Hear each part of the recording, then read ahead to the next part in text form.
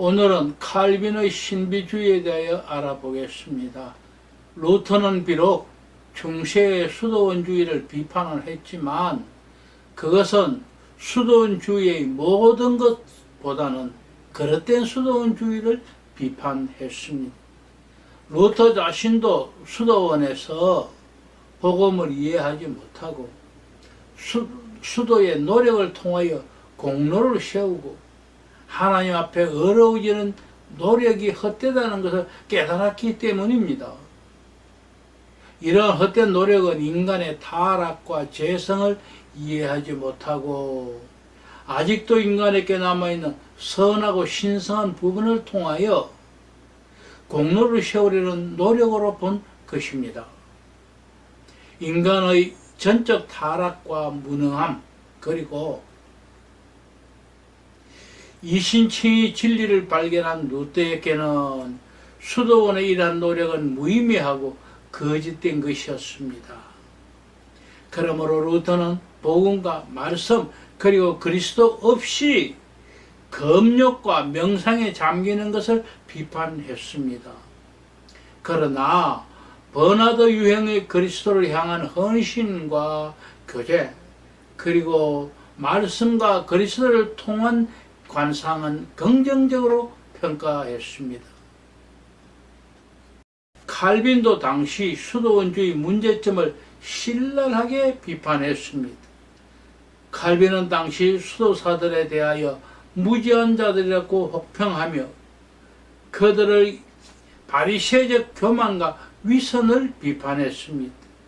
그들은 인간의 머리에서 나오는 논쟁으로 명확한 복음을 흐려놓는다는 것이었습니다. 그러나 칼빈은 그 중에도 좋은 수도사들이 있다는 것을 인정하면서 사실상 수도사들 개인보다는 수도원주의 제도 자체를 공격의 대상으로 삼았습니다. 칼빈은 어거스틴이 실천한 온건한 수도원주의를 존중했습니다. 그는 어거스틴이 묘사한 고대 수도원 실행을 기준으로 당시 수도원주의를 평가하고 비판했습니다. 당시 수도사들은 교부들에 의하여 독립된 집단으로 간주되지 않았고 성직자들의 통치를 받았습니다. 칼빈의 근본적 입장은 교회와 수도원의 역할이 분리되어야 한다는 것이었습니다. 성직자는 세상에서 말씀과 성례를 통하여 섬기도록 부름을 받았고 수도사는 세상을 멀리하며 기도와 명상의 삶을 살도록 소명을 받았다는 것이었습니다. 칼빈은 이 세상에서 순종의 적극적 삶을 사는 것이 세상을 등지고 명상의 삶을 사는 것보다 더 소중한 소명이라고 생각했던 것입니다. 칼빈은 또한 당시 수도원주의의 문제점을 분리주의로 지적했습니다. 그는 수도원적 삶을 사는 교회를 떠나는 것이며 모든 수도원들은 분리자들을 집회라고 혹평했습니다. 그 이유는 수도 서원을 두 번째 세례로 보는 당시 수도원주의의 이해 때문이었습니다.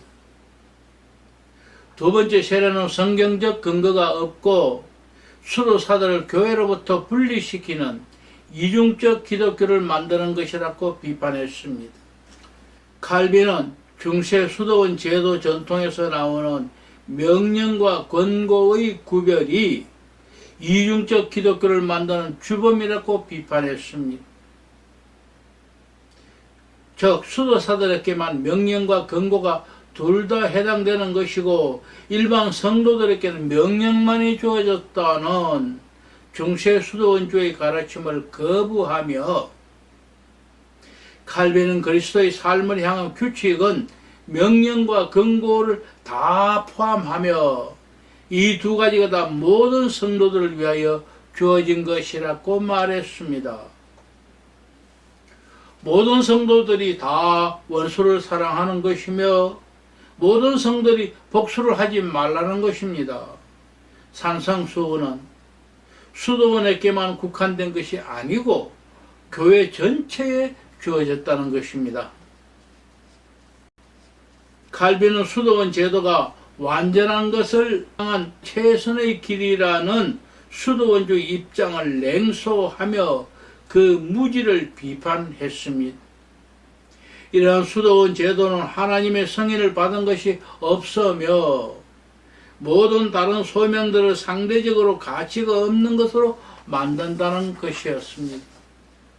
이것은 하나님께서 제정하시고 축복하신 일반적 삶의 가치를 부여하신 하나님을 망령되이 한다고 칼빈은 말했습니다. 루터와는 달리 칼빈은 개인적으로 중세 수도원 영성의 배경을 가지고 있지 않았습니다. 루터처럼 칼빈 자신이 수도원 영성을 경험한 적이 없었습니다. 그러나 위에서 본 것처럼 수도원 제도의 문제점을 발견하고 칼빈의 수도원주의 비판은 혹독했습니다. 칼빈은 그 당시 제도화되어 있는 수도원주의의 사상적 체계를 그릇된 것으로 보았고 그 문제점을 조금도 용서하지 않고 지적하고 비판했습니다. 그렇게 많은 버나드의 신학적 내용을 인용하고 언급한 것에 비해 칼빈은 버나드의 수도원주의와 금욕주의에 대한 언급은 일반적으로 회피했습니다. 버나드 신비주의에 대한 해설이나 언급도 없었습니다. 칼빈은 버나드의 하나님에 대한 사랑에 대하여 겸손과 교만의 단계들에 관하여 등을 읽었지만 특별한 반응이 없었고 그것을 통하여 버나드의 이 부분의 입장은 적극적으로 받아들이지 않은 것으로 보이는 정도입니다. 버나드의 관상을 통한 신비주의 체험은 칼빈의 인용 대상이 아니었고 더욱이 천국을 경험하는 신비 체험을 신앙의 궁극적 목표로 생각하는 버나드의 가르침은 전혀 언급하지 않았습니다. 우리는 이런 침묵을 통하여 칼빈이 수도원 영성을 긍정적으로 평가하지 않았다고 생각합니다.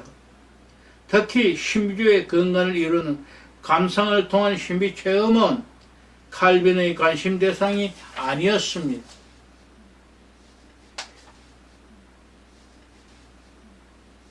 칼빈의 신비적 요소는 스콜라주의를 배척하고 성경을 근거로 한 신학의 지적 체계와 병행하여 그의 신학적 방법론의 또 하나의 기둥으로서 있는 경건의 추구에서 발견됩니다.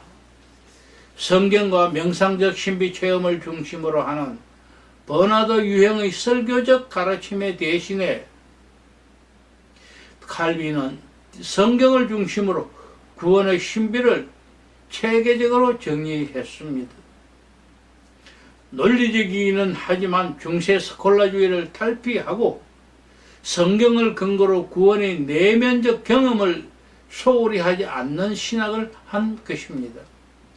정교한 신학을 체계적으로 정리하되 이상주의적이 아니고 구원의 신비성에 초점을 둔 내용이라고 말할 수 있겠습니다.